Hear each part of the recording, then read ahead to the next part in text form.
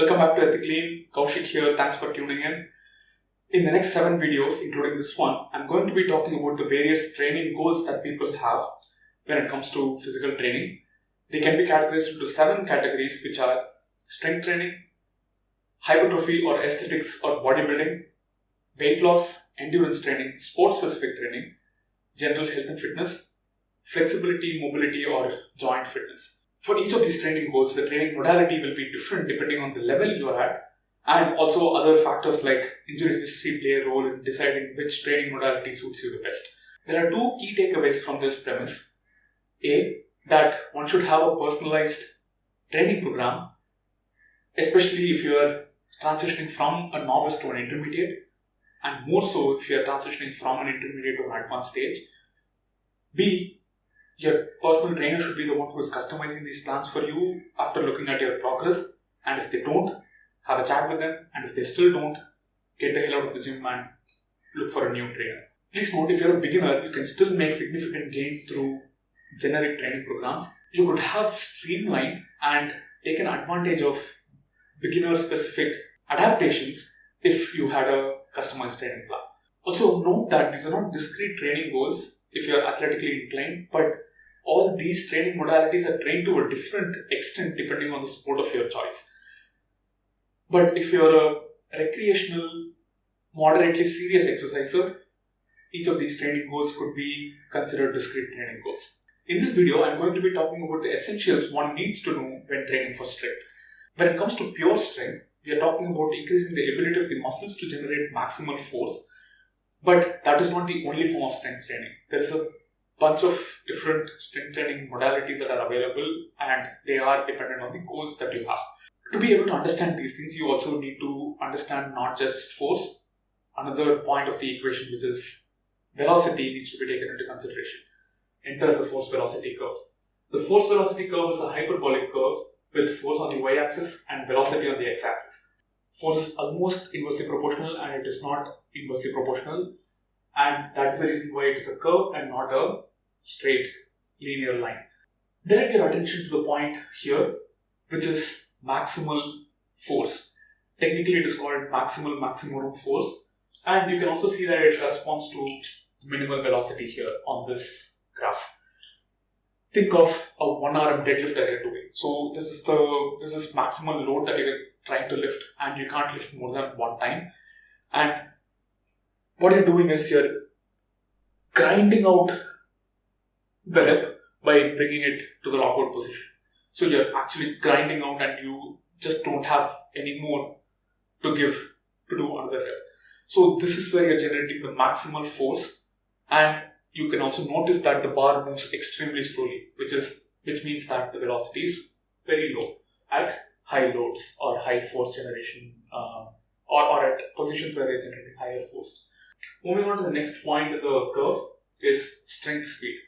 Think of an Olympic lift like a clean or a snatch. You need adequate strength to move the bar from the bottom position to your hips. This is the first pull.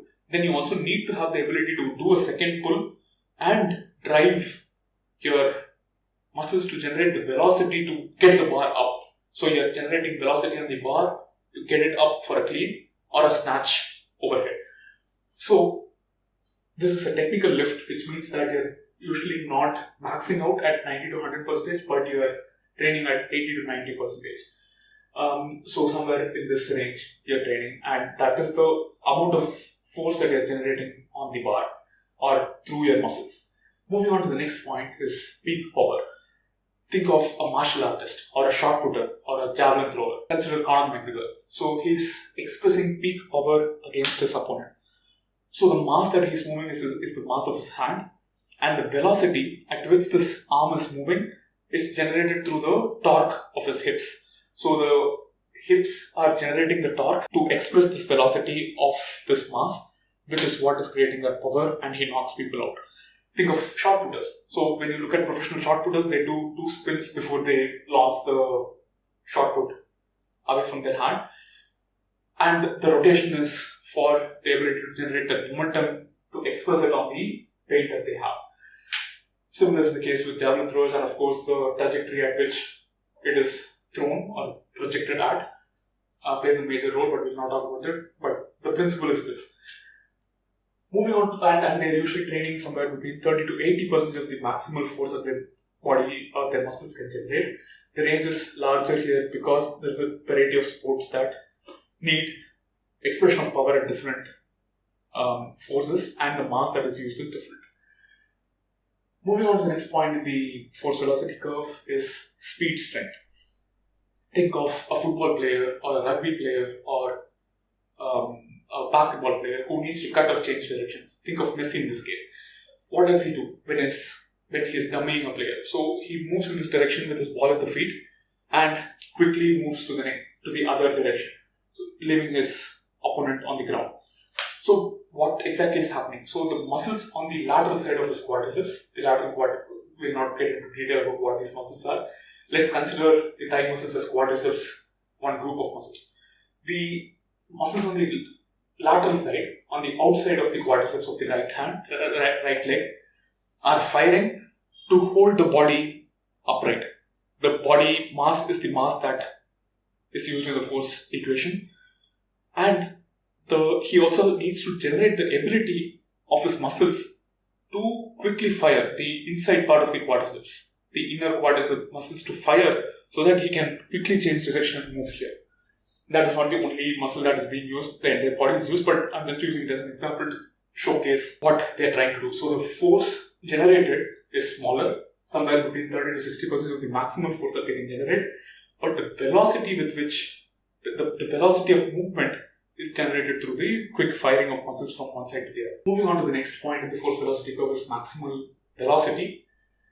And the maximal velocity, you can see that the force is not non-existent. It is smaller, but it is not non-existent. So, which means that anyone who is training for maximal velocity, like a sprinter, still needs to develop strength in their muscles, in the leg muscles, and of course in the entire body, to be able to generate the force and do that in a quicker manner, which is where the velocity comes in. The velocity is usually the propulsion that we're talking about here.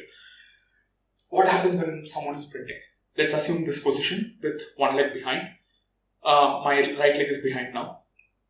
So to be able to get this side forward, to propel me forward, the entire posterior chain of my right leg needs to fire unilaterally. That is very important. And get me to the forward position. Similarly, then the left leg does that, and it does it in a quick, rapid succession. And that is mainly what we're training for when it comes to someone who wants to train for maximal velocity. So these are the 5 major types of strength goals that people have, and this force velocity curve nicely illustrates that point. So one needs to first understand there are different varieties of strength training, and the training programs will be dependent on the goal that you select. For example, a powerlifter cannot be a yoga master because the powerlifter depends on the ability of his muscles and his spine to be extremely tight to tolerate the extreme levels of load that they put on the spine, while a yoga master is tying himself into a knot. So he's primarily focusing on flexibility of his spine and his muscles.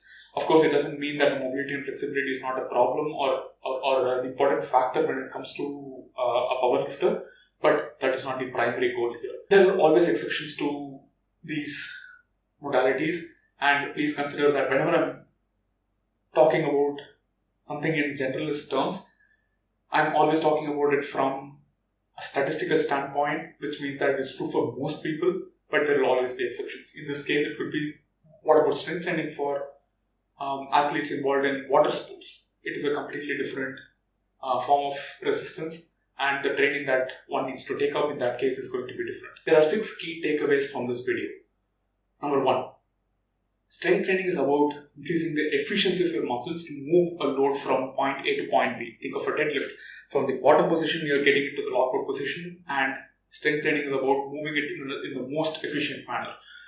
Point number 2, strength training is about increasing the ability to generate force through your muscles. Point number 3, you're training to increase the number of muscle fibers inside a cell and not increasing the size of a muscle cell within a muscle group. Of course, this plays a role when you're transitioning to an intermediate or an advanced stage, but in the beginning phases, you're trying to recruit so many muscle fibers into your muscle group. Point number 4.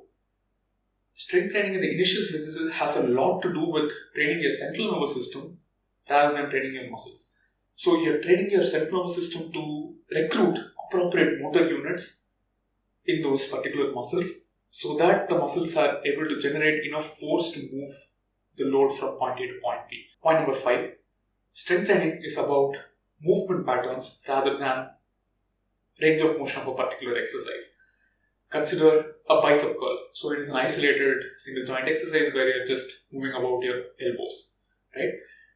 But in the case of a squat or a deadlift or any of the big 5 that constitute any strength training program, you're using the entire body to do it. Believe it or not, even in a bench press, you're not using your chest.